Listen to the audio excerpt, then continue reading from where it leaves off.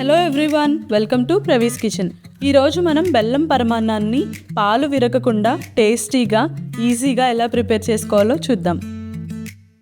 ఒక బౌల్లో ఒక పావు కప్పు సగ్గుబియ్యాన్ని వేసి 2-3 సార్లు వాష్ చేసుకొని బౌల్ నిండుగా వాటర్ని వేసి అరగంట పాటు నాననివ్వాలి.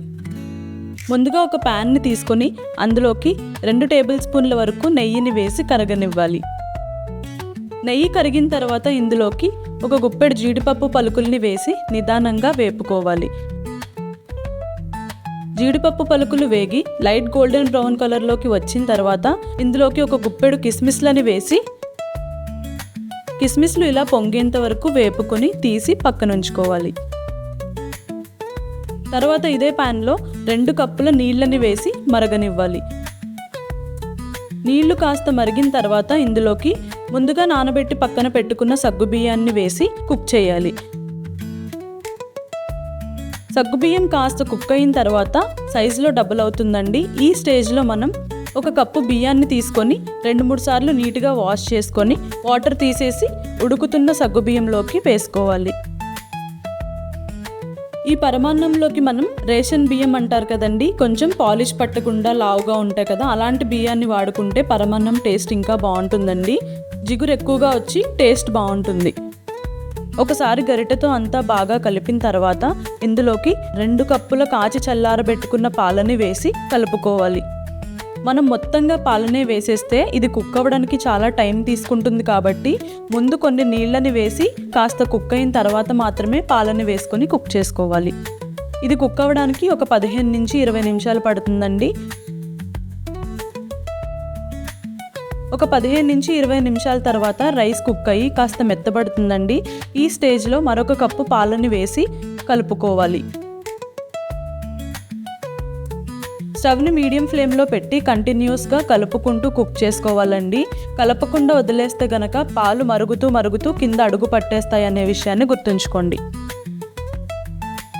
పాలు ఇంకిపోయిన తర్వాత మరొకసారి గరిటెతో ఇలా ప్రెస్ చేసుకుంటూ కలుపుకోవాలండి. అప్పుడు రైస్ కొంచెం మెత్తబడుతుంది. ఇప్పుడు ఇందులోకి దంచి పెట్టుకున్న 4 యాలకుల పొడిని వేసి కలుపుకోవాలి. ఇలా మెత్తబడి రైస్ కుక్ అవుతున్నప్పుడు అన్నం మెత్తుకుని పలుకుగా ఉందో లేదో చెక్ చేసుకొని మరొక కప్పు పాలని వేసి మరి కాసేపు కుక్ చేసుకోవాలి. ఇలా ఒక 15 నుంచి 20 నిమిషాల వరకు మీడియం ఫ్లేమ్లో కుక్ చేసుకుంటే రైస్ మెత్తబడి పాలని పీల్చుకుంటాయండి. కన్సిస్టెన్సీ ఈ విధంగా ఉన్నప్పుడు స్టవ్ ఆఫ్ చేసుకొని ఇందులోకి 1.5 కప్పులు దంచుకున్న బెల్లాన్ని వేసి కలుపుకోవాలి. మీరు స్వీట్ ఎక్కువగా తినేలా అయితే మరొక అరకప్పు బెల్లాన్ని వేసుకోండి. నేను ఇక్కడ తక్కువే వేస్తున్నాను. ఈ మిశ్రమం కాస్త వేడిగా ఉంటుంది కాబట్టి బెల్లం వేసిన వెంటనే ఆ వేడికి బెల్లం కరిగిపోతుందండి. మనం సపరేట్గా బెల్లాన్ని కరగబెట్టాల్సిన అవసరం లేదు. స్టవ్ ఆఫ్ చేయకుండా బెల్లాన్ని వేసేస్తే గనక పాలు విరిగిపోతాయని గుర్తుంచుకోండి. అక్కడక్కడ బెల్లం ఉండలుగా కనిపించినట్లయితే గరిటెతో ఇలా ప్రెస్ చేసుకోవాలండి. అప్పుడు ఆ బెల్లం మొత్తం కరిగిపోతుంది.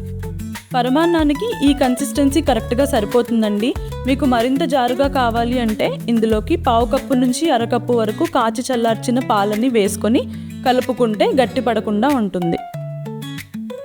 అంతా ఒకసారి బాగా కలుపుకొని ఇందులోకి మరొక 2 టేబుల్ స్పూన్ల నెయ్యిని వేసుకోవాలి.